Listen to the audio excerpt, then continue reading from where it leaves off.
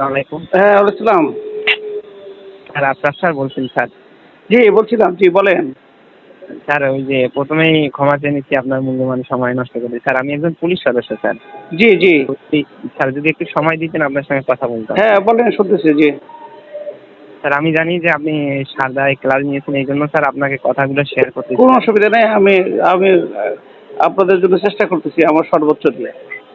Sir আপনি মানে police বাহিনীটা sir ধ্বংসের মানে অলরেডি স্যার ধ্বংসর দ্বারপ্রান্ত হয়ে গেছে স্যার। এ থেকে স্যার পুলিশ বাহিনীকে রক্ষা করতে হবে স্যার। হুম। আমরা স্যার মানুষের কাছে মুখ দেখাতে পারতেছি না।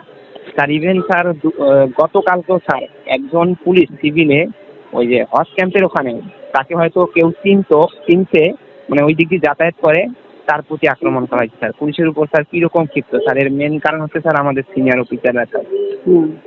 স্যার এই কোঠা আন্দোলনের শুরু থেকে স্যার অদ্যাবধি মানে আমাদের ৫০০-র অধিক পুলিশ মারা গেছে, কিন্তু এই বিষয়ে তাদের কোনো ইয়ে নাই স্যার। মানে একটু যে কষ্ট, মানে লাশগুলো দেখলে একটা সাধারণ মানুষ স্যার স্বাভাবিক থাকতে পারবে না, কিন্তু তাদের বিন্দু মাত্র কিছু নেই হুম।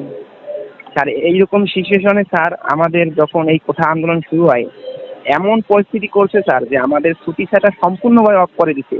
মানে ছুটি যাওয়া যাবে না, দেশকে মানে দেশের সরকারকে বাঁচাতে হবে, এইরকম পরিস্থিতি স্যার। হুম।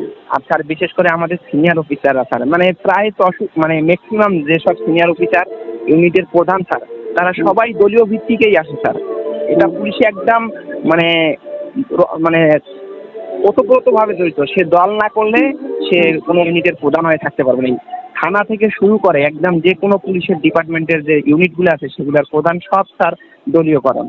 আর এদের চাপে স্যার আমরা যারা নিম্ন পদস্থ স্যার সব সময় ভয়ের মধ্যে থাকি যে তারা আমাদের সবসময় চাকরির ভয় দেখায়।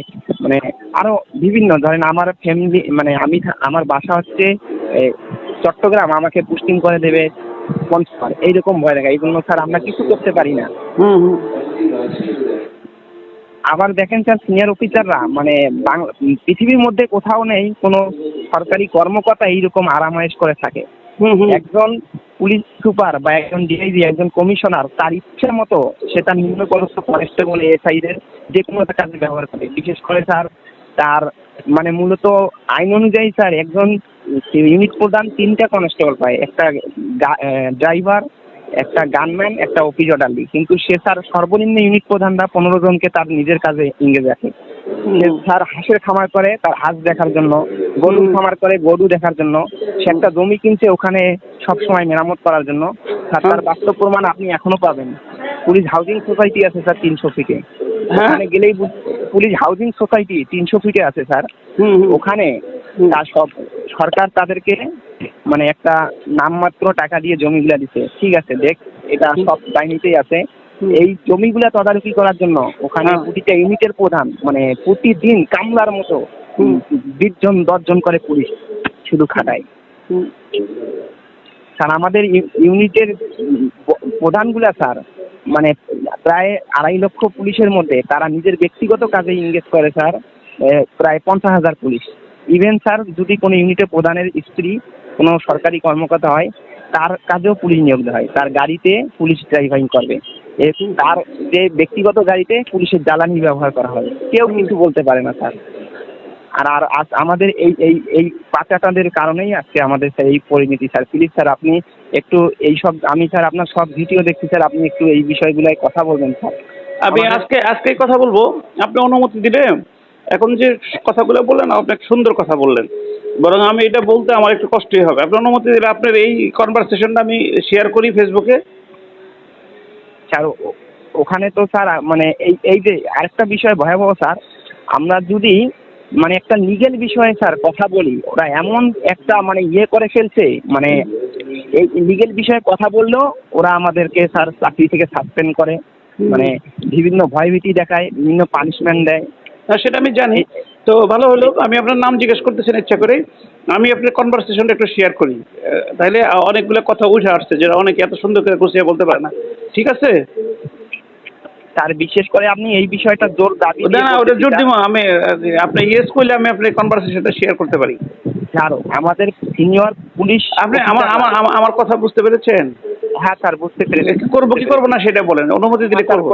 হ্যাঁ স্যার করতে পারেন। আচ্ছা ঠিক আছে, থ্যাংক ইউ। হ্যাঁ হ্যাঁ বলেন। হ্যাঁ স্যার এই আপনাকে এই বিষয়ে স্যার আপনি পারলে যদি আপনি জানি স্যার আপনি আমাকে পারতে হবে, আমাকে পারতে হবে, আমি পারলে না আমাকে, আমি দৌড়ছি এটা বিশ্বাস করুন স্যার। আপনি মানে ছাত্রদের মাধ্যমে এই জিনিসটা বলালে সবচেয়ে ভালো হবে স্যার। আমাদের কথা কেউ শুনতে চায় না যে না, আমি সবাইকে বলবো না, শুনবেন না কেন, কোনো কাজ করবেন না, কোনো জয়েন করবেন না স্যার। পুলিশকে মানে স্বতন্ত্র বাহিনী হিসেবে গড়ে তুলতে হবে স্যার। আমরা কোনো রাজনৈতিক দলের পা চাটতে চাই না স্যার। জি জি, অ্যাবসলিউটলি অ্যাবসলিউটলি।